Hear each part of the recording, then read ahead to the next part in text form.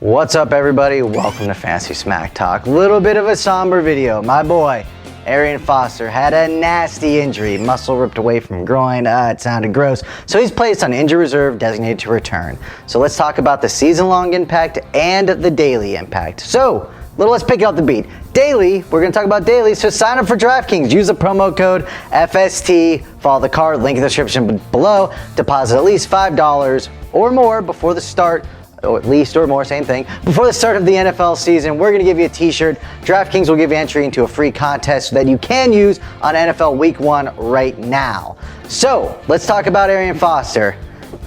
Looks bad. Let's talk about him at first, though. I've already seen some people think like, oh, well, he's definitely going to come back in week 10 because that's when he could be slated to return. That's not the case. This injury could make him out for the entire year, so you have to think of that when drafting him.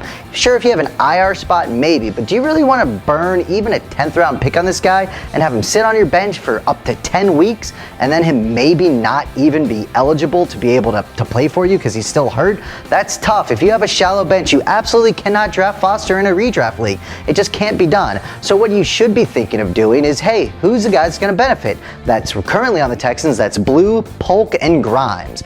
Out of those three guys, I personally like Blue the best. Couple reasons why.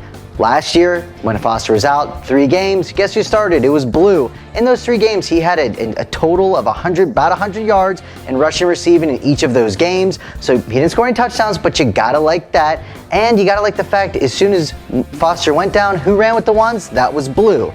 The interviews with Foster, who did he talk about? I've been working with my boy Blue. Yeah, old school reference. I've been working with my boy Blue all off season. He's picking up the zone blocking better. He can catch better than people think. He can really be a 3-down back.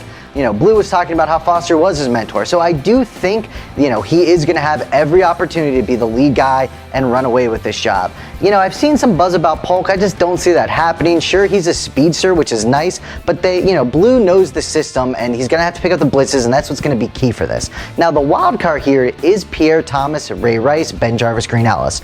Right now, I don't think they're going to sign Ray Rice. I don't think they're going to sign the law firm because he's terrible. So I think, though, Pierre Thomas has a chance. They actually offered him a contract that he did reject. I think he did that is because he thinks he might be able to get a little bit more money now. So if I'm in a league, instead of my kicker, I am 100% drafting Pierre Thomas in all of my leagues until this situation is resolved. Watch my kicker video to show why I would draft a running back and not a kicker in a draft before the season. So, Pierre Thomas might have a chance, but I do think it's going to be Blue. So where are you drafting Blue? Arian Foster's going in the 2nd round, so Blue's got to go there? Absolutely not. Foster's a superior running back to Blue. There's a lot of uncertainty still with actually who will get the job. While I think it's Blue, it could be Pierre, it could be Polk, it could be Grimes, who knows? So where does that put him? That puts him in Doug Martin, Chris Ivory type land for me. So whenever Chris Ivory's going, that's kind of the same kind of round area that I'm going to be picking Blue. Maybe I'll go 1 or 2 rounds earlier than that, so that would maybe make the 7th round at the highest. I think that's real scary, but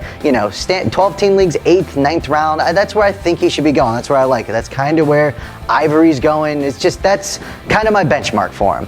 So in terms of daily, I want to talk about that real quick. Alfred Blue is only $3,600. That is his value for daily fantasy football.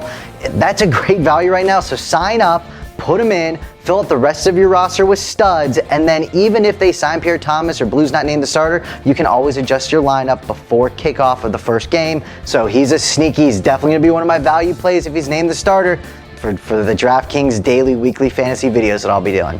All right, so that's it. I've already ran past my allotment, but quick bonus, Floyd broke 3 fingers as well, the wide receiver for Arizona, which means sleeper hype on John Brown's going through the roof, because at least the first couple games, it looks like Brown's going to start opposite of Fitzgerald. So another late grab, John Brown, I absolutely love.